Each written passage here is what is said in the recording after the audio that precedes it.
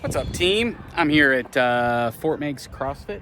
My boys are getting a little class in, and I recorded a staff video update, but I was thinking about it, and I wanted to try to get it a little shorter, because, I know it's Tuesday, staff video update day. You love these videos, but I think I need to be a little more efficient. So one of the things that somebody just clapped. Somebody clapped for me saying that. That's great. It's actually true. But this weekend we wrap up Losing My Religion. I'm going to answer the question that I think some people have been asking. So if it's all about God's grace, does it really matter how we live? And so we're going to talk about how to frame that from a grace perspective. So I'm really pumped about that. Next weekend we have a 3-part series on how to grow in our depth of friendship and community. The series is called Friends. So it's in some ways, when I start to ask some of the questions that we're going to answer, it sounds like a kindergarten class. Like, what is a friend, and how do we make friends, and why are friends important? And it seems like we should know all of these things, and yet the Surgeon General's report last year indicated that we're more lonely or disconnected than ever before. So I think it's going to be relevant. It's going to be helpful for the season that we're stepping into with holidays, Memorial Day, 4th of July, summer, trips to the lake, whatever, weekends, late nights, for us to grow in our life-giving friendships. I think that'll be great for the church and our group season. After that, we have a series called Bad Boys of the Bible. If you were here a couple of years ago, we did Bad Girls of the Bible. And it gives us just basically space to look at some of the lesser-known stories and learn from some of the missteps that others make, and see, for the most part, how God can still show up in the midst of all of that. And so it'll be fun. We have some guests coming in that I'll share with you later.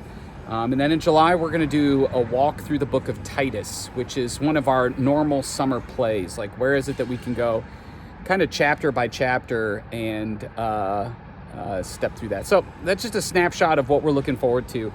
One of the numbers that I'm encouraged by right now is we have 44 people signed up or engaging in the Experiencing God text campaign, or the app campaign, which is just very encouraging. And I've loved the different videos that campus pastors and other team members have done to help people experience God in relevant, practical ways in their everyday life. And we're dreaming about ways that maybe we can even repurpose some of that for people who take a first step of faith. So those are things that we're looking forward to. One of the things that I just wanted to take the opportunity to talk about is a little bit of the news with Orange. If you didn't hear or didn't get an email, the founder of Orange, the curriculum that we use for kids and students, and the CEO of Orange both confessed to an inappropriate adult relationships. They didn't give a ton of details outside of that. That broke about 2 weeks ago. And, here's one of the unhelpful responses. I'm not saying you, but some people. They're like, oh, see, the leaders are bad, the curriculum is bad. Well, that's not true.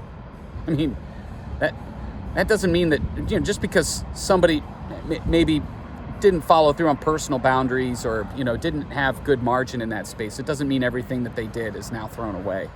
But it should give us all pause, and it begs the question, like, how do people who love God and love making a difference end up in a spot like that? Like, I think it can happen to anybody, and here's why. When you engage in meaningful, purposeful work with a team, a life-giving team, and you experience wins as a team, and you work hard as a team, when you go through defeats as a team, all of that stuff unites you together in a way that feels like family.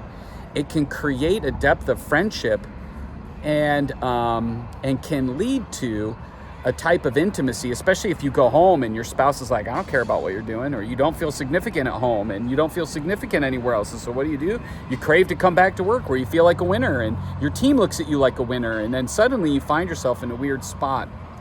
And so this is a good little opportunity for us to just do a little inventory on how are we doing. It reminds me of Brady Boyde. I saw him at one of my very first cohorts with these pastors that I've been traveling with for about 5 years. Brady Boyde talked through the steps before you take the step of having an inappropriate adult relationship. And step number 1 is you're moving away from your spouse. And so for those of you that aren't married, this may not apply to you, but it's something that you can pay attention to in others. If somebody is talking about tension that they're experiencing at home, that doesn't mean don't care about them, but just realize that that's step one. And moving away can look like two different things. You're moving both away from each other, or I wish I could show you with my other hand, or one person is moving away and the other person is trying to pursue. But step one is you're leaning away from each other. You're not connecting. You're not paying attention to those bids for connection that John Gottman talked about. And so step two, when you feel unnoticed, underappreciated, unloved, step two is you notice someone. And maybe someone notices you, or both. So step one, you're leaning away. Step two, you notice someone, and it's kind of like, I like their attention. And then step three is this unintentional event that happens where, something is said, your elbows touch, there's this unintentional flirtatious moment. And here's the thing, it's not bad. Nobody's done anything wrong, but you're leaning away, you've noticed, and now you had this unintentional encounter that you kind of like, which then leads to step number 4, more intentional flirtatious behavior, proximity, joking, laughter, trying to get more attention, which leads to step number 5, scheduled time together, like working on projects together. It could be at work, it could be with a team. And then it leads to private conversations together, text, online, outside of work, and there you're really in the danger zone. And so this was just a good little reminder, I think, for all of us to do a little inventory, because the sooner you invite people into that space, the better.